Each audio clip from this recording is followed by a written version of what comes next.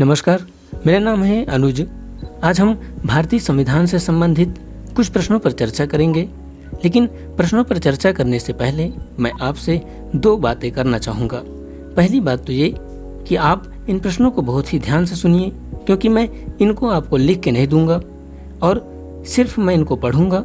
आप इनको ध्यान से सुनिए और जो भी प्रश्न आपको पता है उनका उत्तर हमको आप कमेंट में बताइए, और यदि नहीं पता तो आप इनको ध्यान से सुनिए, समझिए। और दूसरी बात यह है कि आप अपने पास कॉपी और कलम रखिए। जो भी प्रश्न आपको उचित और उपयोगी लगते हैं आप उनको अपने पास नोट करके रख लें, ताकि आवश्यकता पड़ने पर आप उनको आसानी से रिवीजन कर सकें और ये प्रश्न भी आपके लिए उपयोगी हो सकें। आइए समझते हैं भारतीय संविधान से संबंधित कुछ प्रश्नों पर। जैसे पहला प्रश्न कह रहा है कि निम्नलिखित कथनों पर विचार कीजिए। पहला प्रश्न, आपको कुछ कथन दिया है और उन कथनों पर आपको विचार करना है और बताना है कि कौन कौन से कथन सही हैं। पहला कथन है कि 1861 के अधिनियम द्वारा ब्रिटिश संसद को प्रांतों के गठन, प्रांतों के सीमा परिवर्तन एवं प्रशासकों की नियुक्ति का अधिकार दिया गया। पहला कथन कह रहा है कि 1861 के अधिनियम द्वारा ब्रिटिश संसद को प्रांतों के गठन, सीमा परिवर्तन एवं प्रशासकों की नियुक्ति का अधिकार दिया गया। दूसरा कथन कह रहा है कि वर्तमान में राज्यों का पुनर्गठन केंद्र सरकार द्वारा ही संभव है।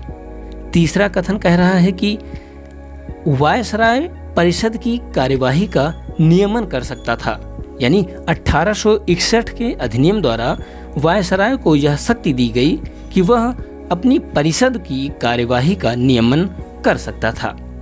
तीसरा कथन कह रहा है। चौथा कथन आपको कह रहा है कि संसदीय कार्यवाही वर्तमान संसद द्वारा निर्धारित होती है। संसदीय कार्यवाही वर्तमान में संसद द्वारा निर्धारित होती है। आपको इन चारों कथनों पर विचार करना है, कौन कौन से कथन सही हैं। तो आइए मैं आपको इनको जवाब बताता हूँ। पहला कथन कह रहा है कि 1861 के अधिनियम द्वारा ब्रिटिश संसद को प्रांतों के गठन, सीमा परिवर्तन एवं प्रशासकों की नियुक्ति का अधिकार दिया गया था। नहीं, ये जो कथन है ये गलत है। 1861 के अधिनियम द्वारा ब्रिटिश संसद को प्रांतों के गठन, सीमा परिवर्तन, प्रशासकों की नियुक्ति का अधिकार नहीं दिया गया था, बल्कि वायसराय को दिया गया था। तो इस प्रकार यह कथन गलत है। ब्रिटिश संसद को नहीं, वायसराय को ये निम्न प्रकार के अधिकार दिए गए थे। दूसरा कथन कह रहा है कि वर्तमान में राज्यों का पुनर्गठन केंद्र सरकार द्वारा ही संभव है। हाँ, बिल्कुल, केंद्र सरकार ही अनुच्छेद 2(3) के तहत राज्यों का पुनर्गठन और राज्यों को केंद्र सरकार यानी भारत में शामिल करना और उनका सीमा परिवर्तन करना तो केंद्र सरकार की शक्ति में आता है। राज्य सरकार इसमें कुछ भी नहीं कर सकती है। तीसरा कथन कह रहा है कि वायसराय परिषद की कार्यवाही का नियमन कर सकता था। तो हाँ, 1861 के अधिनियम में वायसराय को यह शक्ति दी गई थी कि वह अपनी परिषद की कार्यवाही का नियमन कर सकता था। चौथा कथन दे रहा है कि संसदीय कार्यवाही का वर्तमान में संसद द्वारा निर्धारित की जाती है। तो ये भी कथन सही है कि वर्तमान में जो संसदीय कार्यवाही होती है उसका जो निर्धारण होता है, उसका जो नियमन होता है वह आज संसद द्वारा की जाती है, यानी कि संसद अपनी संसदीय कार्यवाही का नियमन करती है। तो चौथा कथन भी सही है।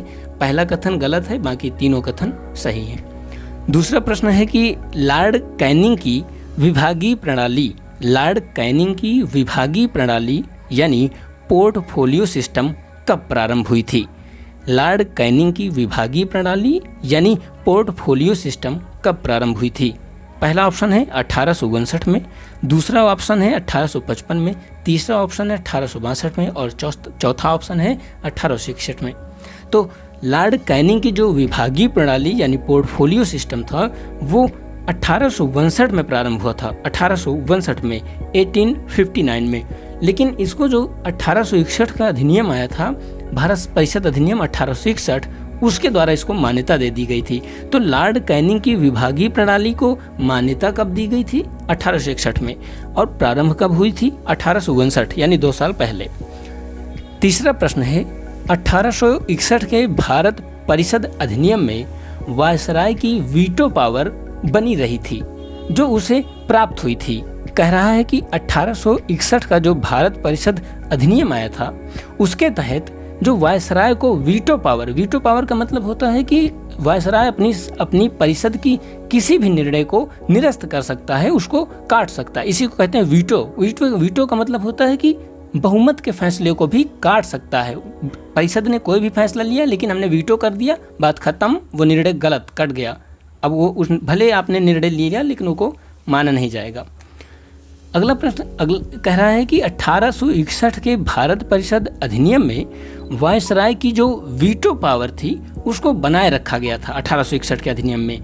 तो जो वीटो पावर थी उसे कब प्राप्त हुई थी, ये पूछ रहा है कि वायसराय को वीटो पावर प्राप्त कब हुई थी। 1861 के अधिनियम में तो उसको बनाए रखा गया, उसको हटाया नहीं गया, उससे लिया नहीं गया वीटो पावर की शक्ति वायसराय से, लेकिन इसको दी कब गई थी वीटो पावर की शक्ति। ऑप्शन है 1886, 1786, 1792 या 1784। तो वीटो पावर जो वायसराय को प्राप्त हुई थी वो सबसे पहले उसको 1786 के अधिनियम में उसको वीटो पावर दी गई थी। यानी कि जो वायसराय को वीटो पावर की शक्ति मिली थी वो 1786 के अधिनियम में दी गई थी और 1861 के अधिनियम में इसको आगे बढ़ाया गया था, उससे वापस नहीं छीना गया था। अगला प्रश्न कह रहा है कि 1861 में प्रांतों को विधि निर्माण शक्ति पुनः प्राप्त हो गई। यानी 1861 के अधिनियम में प्रांतों को विधि निर्माण करने की, कानून बनाने की शक्ति पुनः प्राप्त हो गई थी जो उनसे वापस ली गई थी। कब?